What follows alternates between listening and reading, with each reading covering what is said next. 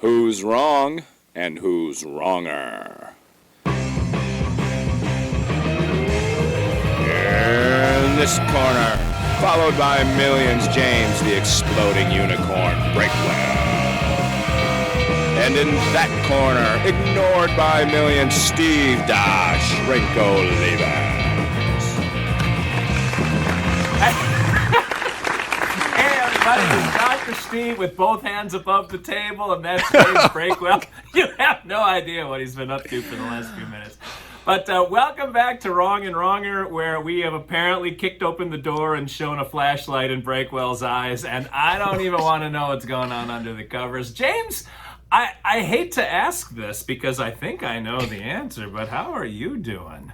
I love how you interrupt the countdown. The one part of this has to be semi-professional to just make completely inappropriate innuendo. But that's, I guess, I shouldn't expect any level of professionalism from you at this point. I mean, we are the definition of amateurs. Not only do we not make money at this podcast, we actually lose money. So we should be amateurs, I guess. I guess we are what we are, and that depresses me on every possible level.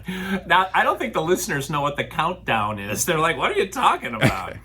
Oh yeah, so we have two separate audio files, and video files, which is why I can't see Steve. Thankfully, we record separately on our computers, and then I have to join them up on my end because for some reason I put some time into producing this thing, and in order to do that, I have to sync it up. So we just have to count down from 5 to 1. That's all we have to do, and if we can do that tiny bit, I can finish everything else myself. And today, counting down from 5 to 1 was too much. Well, I couldn't let a comment like that go. And I know the listeners have no idea what I'm talking about. But suffice it to say, Breakwell dangled something in front of me, and I had to. Okay, so anyway, all I said was... I was toying with it myself, or something to that effect, because we were kicking around an idea. I was mulling a crucial editorial decision, and you took it in the complete opposite direction. Oh my God! All right, well, that does transition us into something. I don't know if it's any more or less controversial, but I did want to, and I know that you wanted to also, while you were sort of contemplating your navel there. But talk about why we didn't post an episode last week, because we actually did record one, James. We did, and we were our usual irreverent selves, and it was no more inappropriate than anything else we did. It was certainly less inappropriate than what we just went through for the last 2 minutes here. But man, it's just, sometimes you make an episode and things happen in the real world and things happen in the headlines. And I've dealt with this for a long time, that, I've got a worldwide audience on Twitter and Facebook, and you write jokes, and every day you write jokes, it's the worst day of somebody's life. There's a tragedy somewhere, and people say, how can you tell jokes in a day like this? And usually I blow that off. But this time, nobody actually told us not to do it. But we happened to record our episode on the day of a particularly bad tragedy, and we made some jokes that were somewhere along similar lines that we never would have made had we known this thing was happening. And then the episode was going to come out the day after the big thing in the headlines was there, and we just thought, you know what? There's no possible way we can release this episode. Even though the episode had nothing to do with the big terrible thing, it wasn't going to work. So now there are 2 episodes of Wrong and Wronger that nobody will ever hear. The one from yesterday, which if we played it 10 years from now, with no context for what day we recorded it on, you'd have no idea what was even wrong with it. And then the other one where I tried to record and my audio was screwed up, and that was just lost. We can't even release that one 10 years from now. That one just doesn't exist. Yeah, but they'll hear my voice. Oh man, you know what? I should go back to that and just play your audio and respond to it. Just fill it in as I see fit. And people will realize who's carrying this show. Yeah, in fact, people are starting to do the math on what the big, hairy, bad thing was. But we recorded the episode before that thing even happened. And then, like, a couple hours later, you texted me and you're like, did you see the news? I'm like, yeah. And you said, we got to scrap the episode. I'm like, yeah. Yeah, which is, again, we're all for like free speech and tell jokes every day and other. But this one, it wasn't gonna fly. Just even we have our breaking point, and that was it. But that's okay, because now we have all sorts of other new sketchy things to discuss. Actually. Well, yeah. I actually had to rush back here to get here to discuss the episode that didn't happen with you because I was out making yet another questionable transaction with some stranger in a parking lot. Oh my God! What have you not learned? I'm leaving it open like that. So I've continued my quest to get things secondhand on Facebook Marketplace. And the other day there was a board game. So my wife and I played Pandemic, which is rather than being against each other, you're with each other. And believe it or not, that's a lot easier on your marriage than playing games where you fight each other.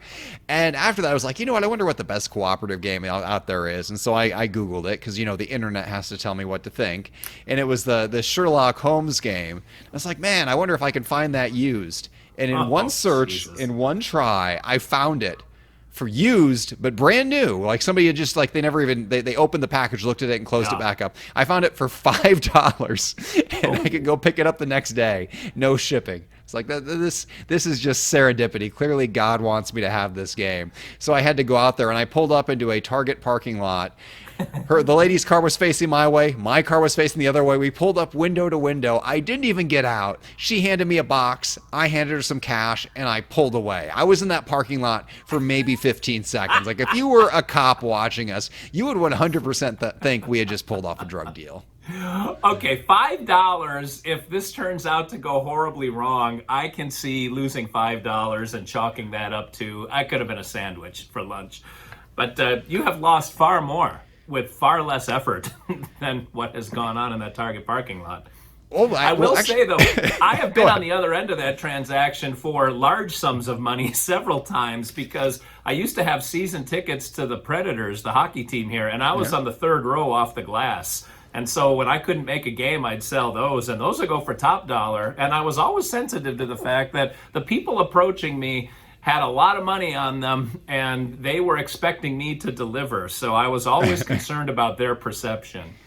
Yeah, I wonder that. So when I meet these people for stuff, like sometimes it makes me feel better when I show up and like they bring backup because they're obviously scared of me, and it's like, oh, I feel so much better because I thought I was gonna have to be scared of you, and you're equally worried. We're on equal footing of terror here that nobody trusts anybody. But what's your comment about the tickets raises an interesting question.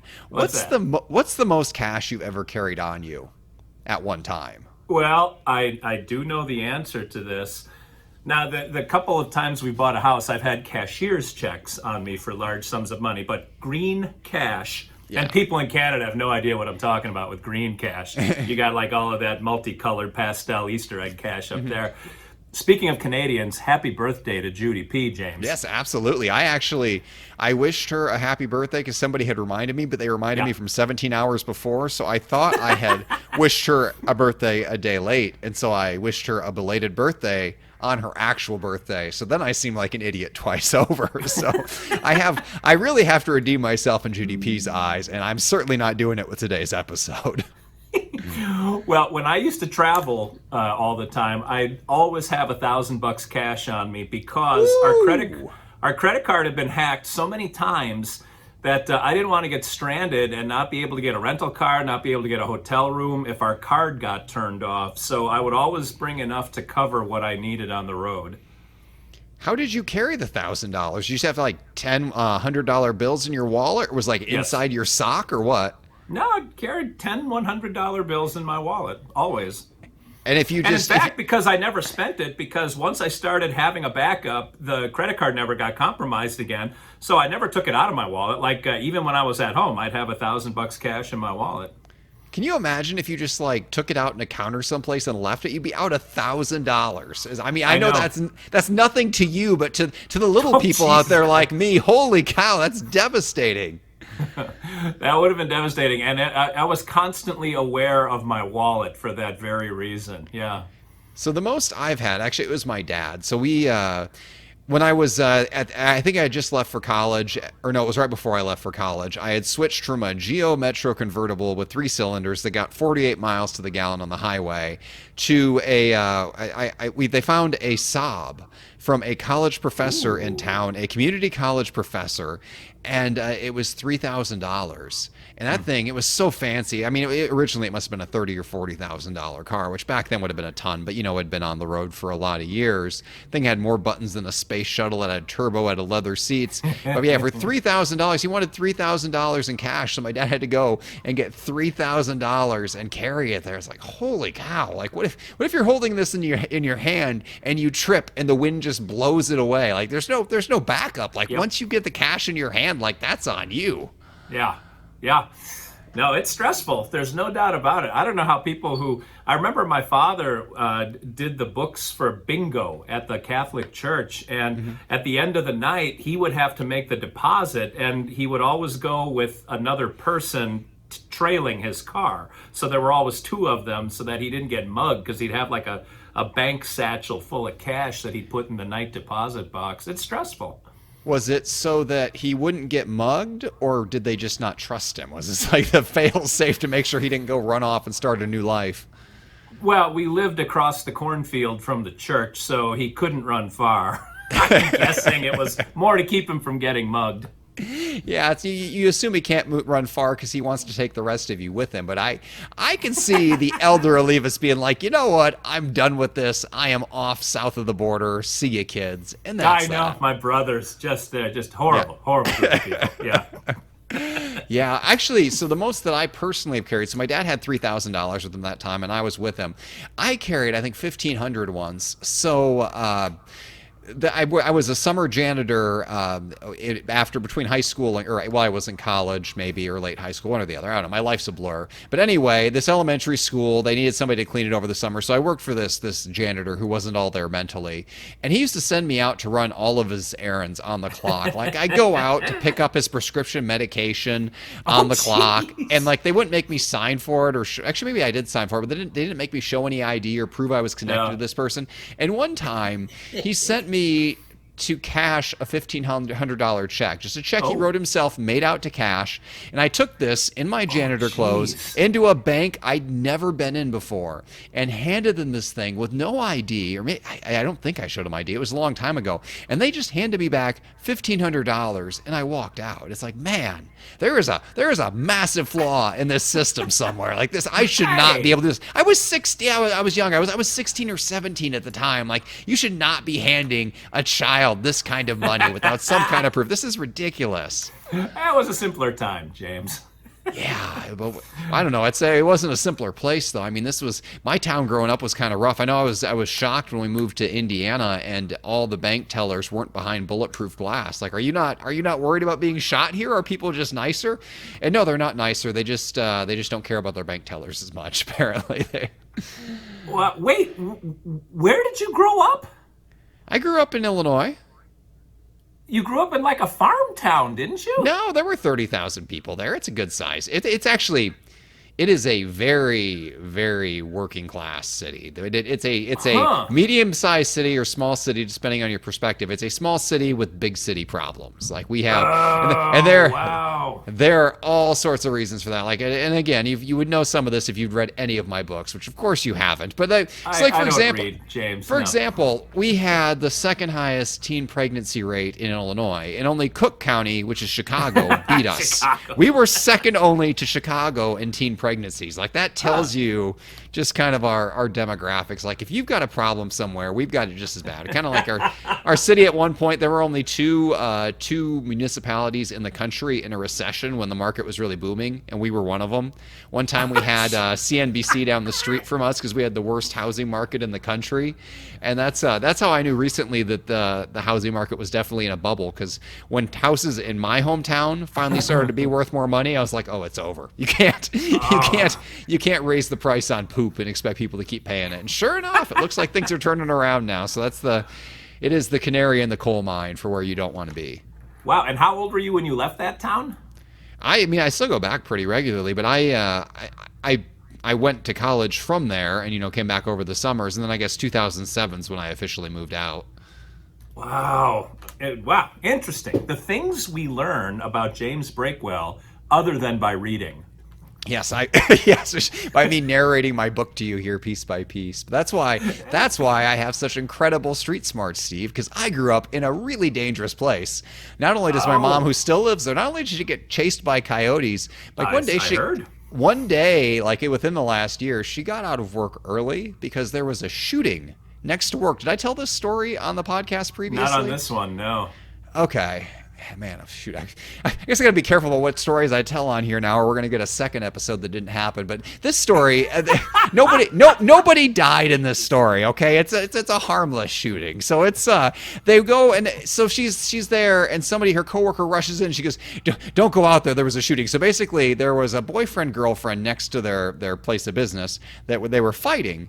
And the boyfriend said something along to, "Oh yeah, why don't you bring it?" And his lady friend, well, she brought it. She pulled out a gun and started shooting at him. And then he, I believe, dove into his car and started shooting back. And so, Stop bringing it! Yes. Because, I mean, in this place, everybody just happens to, nobody is defenseless in this area. You bring it or ask it to be brought at your own risk. Because it will be there one way or the other. Yes. Wow. So there you go. This is third world problems in James Breakwell's hometown. Yes, it explains a lot of how I am the way I am. We should just all be grateful that I survived to be here and waste these 25-minute sessions with you, whether or not anybody ever actually gets to hear them. No, but your prowess on recording your blogs now was demonstrated with like bells on this week, as I listened to the whole thing in absolutely no time whatsoever. It was great.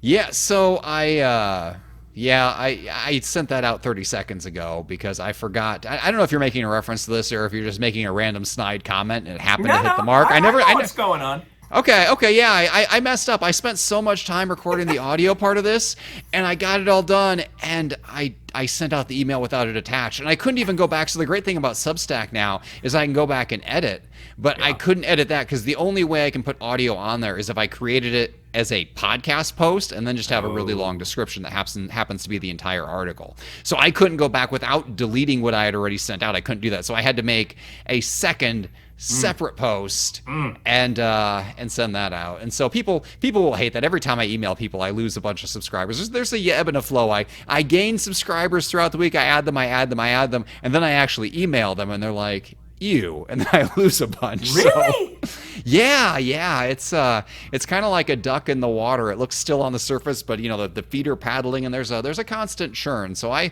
have no doubt that people will severely punish me for emailing them a second time. Oh, good but Lord. you know what?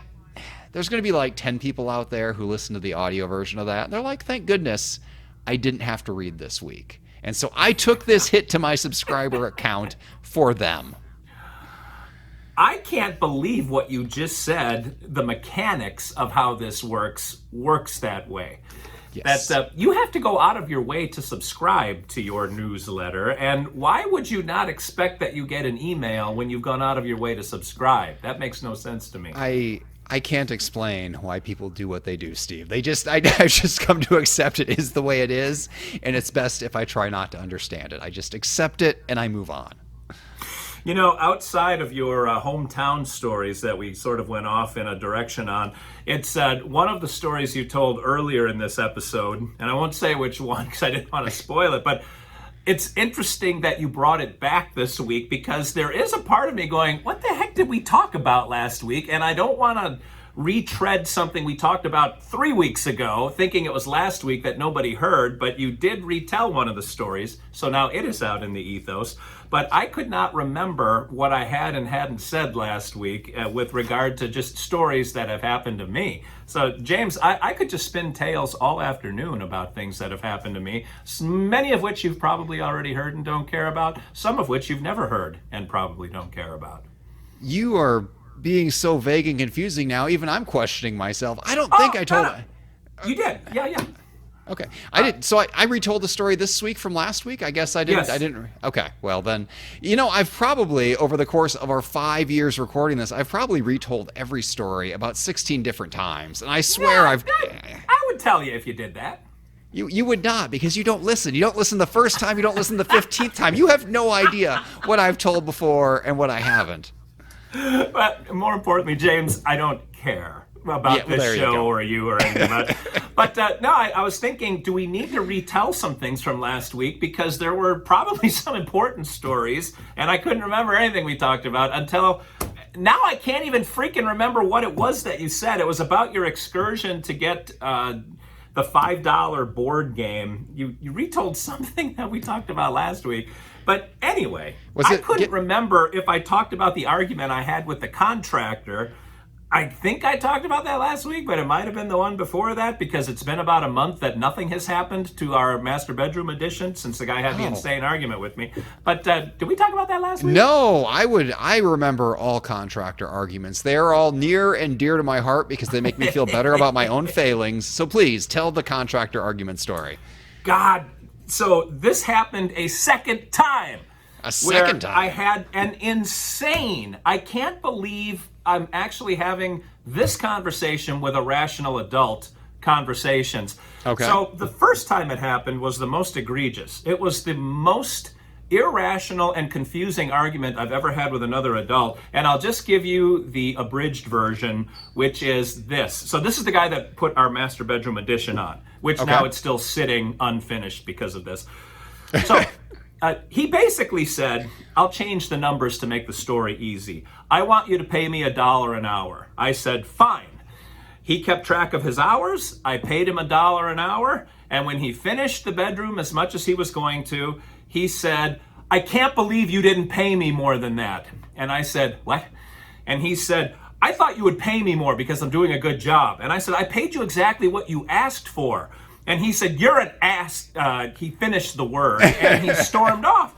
And I'm like, I have no idea what just happened. The argument was way longer than that. And there were other insane, non sequitur parts of it that didn't make any sense. So apparently I'm an a-hole because he asked for a certain amount of money and I paid it to him. Never gave him any heat about his hours. I'm always friendly to him. I bought him lunch. I brought soda for him. Like, I am not an a-hole to work for. I'm actually very easy to work for. I don't micromanage. I don't look over your shoulder. Like, I'm that guy. And I know I thought I talked about this with you, James. Like, you did not. If people in town look at me as some kind of rich a-hole, I'm like, let's pay attention to the word rich instead of the word a-hole. Like, I can pay you. So just come and show up sober every day and you will make money. But apparently that's not the way things work out where I live. So that happened about 5 weeks ago or so. Last weekend, or the weekend before, so the weekend before our last podcast episode, the one that didn't air. But Mrs. Steve's helper, the one that I sang praises about, Shiloh, the one my son had a little crush on, where I said, you can do a lot worse than Shiloh. Like, she texted my wife out of the blue and said, hey, I want some work. And so Mrs. Steve comes to me and says, how do you want me to handle this? Because the backstory is Shiloh ghosted us the last 2 times she was supposed to work. So I said, I'll take care of this. I'm good with words. And basically, I said in a very kind way, I just want to make sure if we agree on a time and a day, you will be there. Because the last 2 times you weren't. And that apparently crawled all over her because she was like, I don't see it that way. I'm doing this as a favor to you on the side. This is not my full-time job. And you know what? I don't want to work there anyway because I don't want to be anywhere that I'm not appreciated. And I'm like, I don't know what just happened. But apparently, if you are in the contracting business, you have A, no social skills whatsoever, B, no ability to speak up during something happening, and C, you're the worst communicator in the world in general. Oh, and D, you have a hair trigger, and you don't mind who you go off on, even if you will now never make money working for a very easy person to work for the rest of your life, because you're on my list. So I really, despite all my claims that all contractors are awful, I really did think the problem was me and not them. But clearly, The problem is them, or at the very least, the problem is both me and you, Steve. Let me clarify one thing before we get any further into this. I know we don't have much time left, but yes, Yeah. you definitely are an a-hole, and they were right about that. They might have been right for the complete wrong reasons, but they were right. But I love that. I love that even the contractor who you loved, the one you praised because she showed up and she worked so hard, Yes. even she stopped showing up. And the thing is, these contractors, it's okay if they don't show up. Just communicate. Say, hey, I'm not going to be here. Hey, I'm doing this other project. Hey, I triple booked because that's the nature of the industry, but I'm doing this. Don't just say, I'll be there today, and then never show up and never text. Yeah. Yeah, you all have a phone. You all know the English language. So those are the two requisite pieces to being able to tell me you're going to be late or not going to show up. Yeah, it's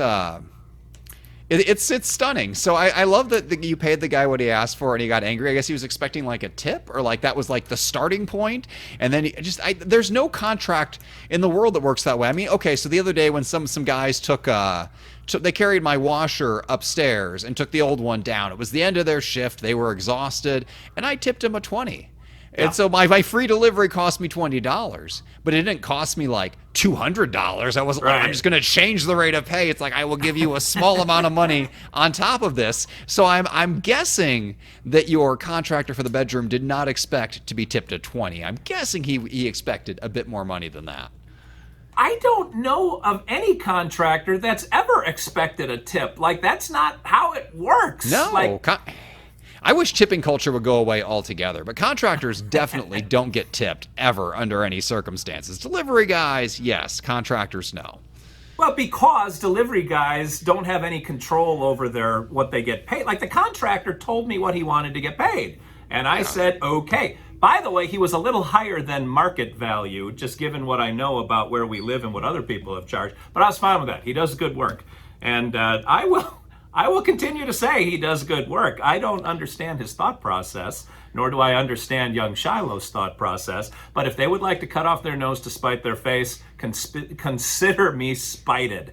Okay, the fact that you're still going to recommend him is exactly why I didn't say recommendations don't work. So every time I've had a contractor who's ghosted me or just blown me off altogether, they always came highly recommended. And it's like, there's no way this is the first time they've just disappeared. There's no way. So the last person got the same treatment, and they were too nice to say anything. And so this guy keeps getting work because there's nobody else out there to hire. But you know what? Somebody came up to me the other day, and they praised our addition. Not the other day. It was quite a while ago. And they said, who was your contractor? And I said, I could give you the name, but I don't recommend them because they didn't finish the job. Because, Steve, I believe in honesty, and I ended the cycle, whereas you just keep being part of the problem. And that is why you, sir, are, in fact, an a-hole. No. He does great work. That's not the problem. You have to pay him handsomely, apparently, and well above and beyond what he asks for in order to keep him happy. My wife speculates that the next thing up on the project list is to put aluminum siding up on the house. And she guesses he didn't want to do that, but didn't want to say no, so he had to make it my fault, which is why he had an argument that didn't make any sense and stormed off, and I've never heard from him since. But more power to him. We're probably going to end up going to the Mennonite Mafia and asking them for some workers to finish the project, but I just haven't gotten around to it yet. I cannot wait until the Mennonites also turn their back on you, and you are left with an unfinished house for the end of time. It's not out of the question. I have not approached Don Perignon. I don't know what the Mennonite godfather's name is, but they own construction around where I live. If you want something done and you don't want to go back channel off Craigslist, you got to talk to the Don. Then why didn't you go to them in the first place? It doesn't feel like our jobs are the scale that the Mennonites usually deal with. The bedroom addition was sort of an afterthought. We originally hired this guy to paint inside the little cabin, and he just kept getting work because he was good. So I just kept, you want more work? You want more work? Yeah. And it just kind of kept growing. The siding project is going to be pretty big, so that will warrant. The Mennonites put up our garage. Like the big projects, I don't have a problem going to the Mennonites for. Anything that resembles a barn raising, huh? Way to lean into the stereotype, Steve. Well, I guess I get, but everything is square and plumb, and I appreciate that level of workmanship. Man, and you know what? We had so much fun grousing today that we are 4 minutes over our completely made up, contractually obliged time.